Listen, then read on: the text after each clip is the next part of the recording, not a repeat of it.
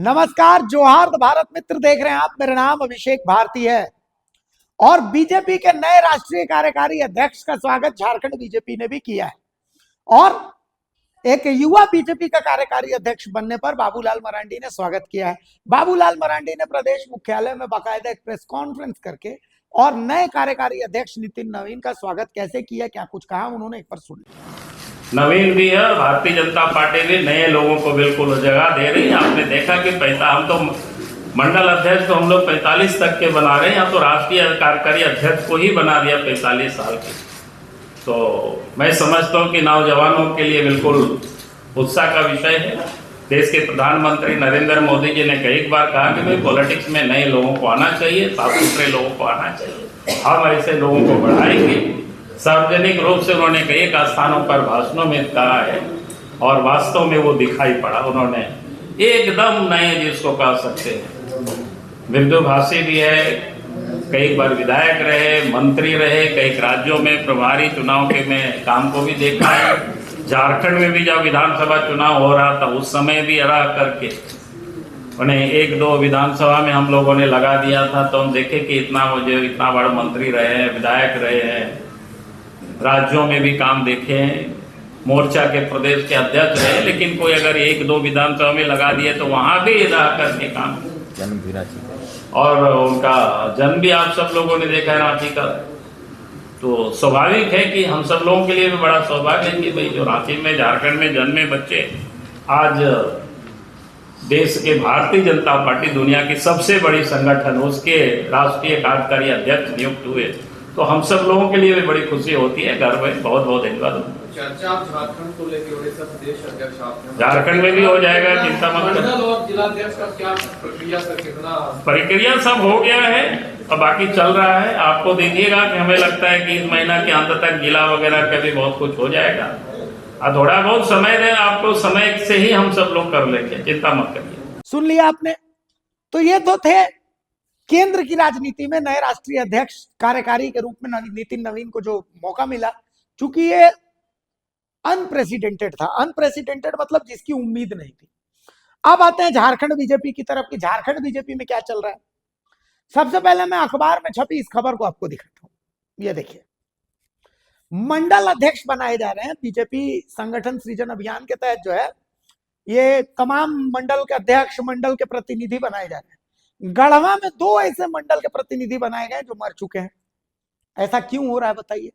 और सिर्फ यही नहीं, मैं आपको बताऊं, अभी तो सुनिए, कई ऐसे जिले हैं जहां पर ऐसे ऐसे मंडल अध्यक्ष और मंडल प्रतिनिधि बनाए गए हैं जिनका धरातल पर कोई अस्तित्व ही नहीं है। अस्तित्व मतलब वो अपने बल पर 10 वोट नहीं दिलवा सकते हैं अपनी पार्टी को, लेकिन उनको मंडल अध्यक्ष और मंडल प्रतिनिधि बनाए जा रहे। क्यों?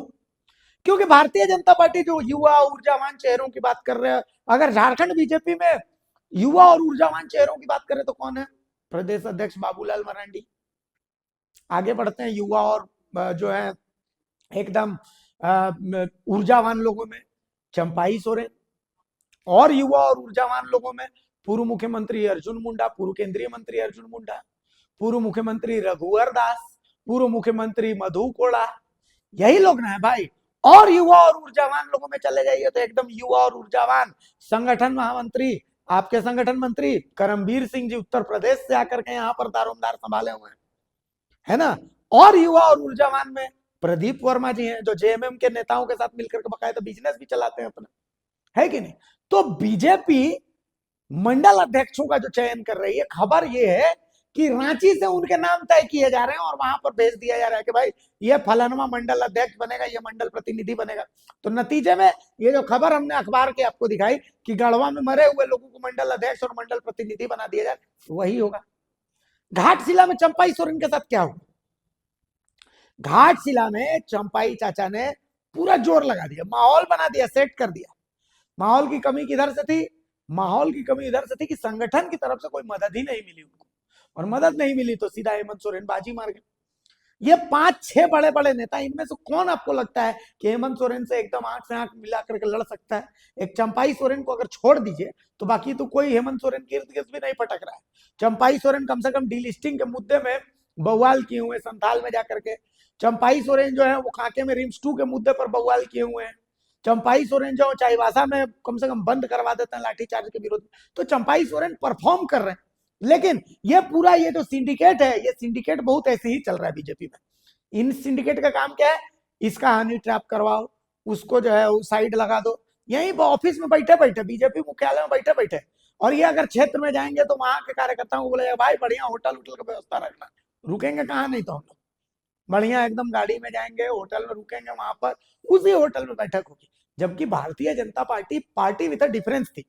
इसके कार्यकर्ता जमीनी स्तर के, सच में अगर बोलिए तो सबसे डेडिकेटेड कार्यकर्ता अगर झारखंड में किसी का है तो वो बीजेपी का कार्यकर्ता है, आप समझिए। लेकिन उन कार्यकर्ताओं को तवज्जो ही नहीं मिलती। सीपी सिंह से ज्यादा कोई डेडिकेटेड नेता होगा। आज सीपी सिंह कहाँ है? विधानसभा में भी वो हंस रहे थे, मथुरा महतो के साथ वो बोल रहे थे कि जो आपकी स्थिति है वही स्थिति में, स्टीफन मरांडी को कह रहे थे कि जो आपकी स्थिति है वही स्थिति मेरी है। तो आप समझ सकते हैं कि ये क्या चल रहा है। तो कुल मिलाकर के बीजेपी ऐसे लोगों के चंगुल में फंसी हुई है जो अपने बल पर अगर निकाय का चुनाव भी लोग जीत जाए ना तो मान लें, और जिनको झारखंड के बारे में कुछ आता पता ही नहीं, उनको दे दिया गया जिम्मा। रांची से तय होकर के मंडल अध्यक्ष और मंडल प्रतिनिधि का नाम जा रहा है। जो धरातल के मेहनत करने वाला कार्यकर्ता उसको जवाब देते नहीं बन रहा है, वो उसको कोई पूछ नहीं रहा है। तो इस बीजेपी को कैसे आप लड़ाई में आप आकिएगा बताइए? 5-5 को मठाधीश को ऊपर में बैठा के रखे हुए, जबकि झारखंड बीजेपी को चाहे ऐसा कर अगर पुनर्जीवित करना है, चूंकि अभी बीजेपी यहां से कुछ भी हैंडल नहीं हो रहा, वो सब दिल्ली से हैंडल हो रहा है, यहाँ के लोगों को कोई तवज्जो नहीं है। तो ऐसी स्थिति में झारखंड बीजेपी को फ्रेश चेहरा चाहिए। ऐसा चेहरा कि लोग बोले वो तो लोग सुने, ऐसा चेहरा जो मुद्दों को पकड़े, जो एकदम जमीन पर उतर करके बोले आए तो अंगड़ाई है, असली लड़ाई बाकी है, एकदम इस तरीके का जो करे, तब फिर वो बीजेपी ना। वरना ये क्या बीजेपी है? क्रीच नहीं टूटना चाहिए। क्या बीजेपी है? बीजेपी है। ये बीजेपी कभी लड़ाई में थी क्या? नहीं थी। रघुवर दास मुख्यमंत्री बने तो क्यों बने? रघुवर दास मुख्यमंत्री इसलिए बने क्योंकि रघुवर दास को मजदूरों के बीच का नेता लोगों ने समझा। रघुवर दास के समय बीजेपी जीती तो इसीलिए बीजेपी जीती कि उससे उम्मीद थी। अब तो झारखंड के आदिवासियों से एक बीजेपी नेता ऐसा है जो कनेक्ट कर रहा है, एक बीजेपी का नेता नहीं है जो आदिवासियों से कनेक्ट कर रहा है, और उनका वोट चाहिए आपको। तो कुल मिलाकर के ये थार रोलेक्स के चक्कर वालों से बीजेपी को जब तक आजाद नहीं करवाइएगा झारखंड में, ऑफिस में बैठ करके प्रेस कॉन्फ्रेंस करने वालों से इसका हनी ट्रैप करवा दो, उसका हनी ट्रैप करवा दो, इसके साथ मेरा धंधा चलता है, उसके साथ मेरा धंधा, तो धंधा पानी वालों के चक्कर में बीजेपी बर्बाद रहेगी। बिहार से ही सीख लीजिए, देख लीजिए बिहार की स्थिति। सम्राट चौधरी मान लिए मुरेठा कि जब तक सरकार नहीं बनेगी, मुरेठा है यहाँ अभी झारखंड बीजेपी में किसी की औकात है बोल दे ऐसे मुरेठा बांध लेंगे सरकार नहीं बनेगी तब तक खोलेंगे नहीं। धंधा पानी वाले लोग हैं, सब धंधा पानी वाले लोग, सब खाली बेचने के लिए आए। तो कुल मिला करके बीजेपी को अगर झारखंड में अपना पुनरुद्धार चाहिए तो फ्रेश फेस, जनता के बीच का फेस लाना पड़ेगा, और जमीनी स्तर पर उन कार्यकर्ताओं को तवज्जो देना पड़ेगा जो संगठन के लिए मर मिटने को तैयार है। तभी बीजेपी का समय बदलेगा, वरना खत्म, टाटा, बाय बाय।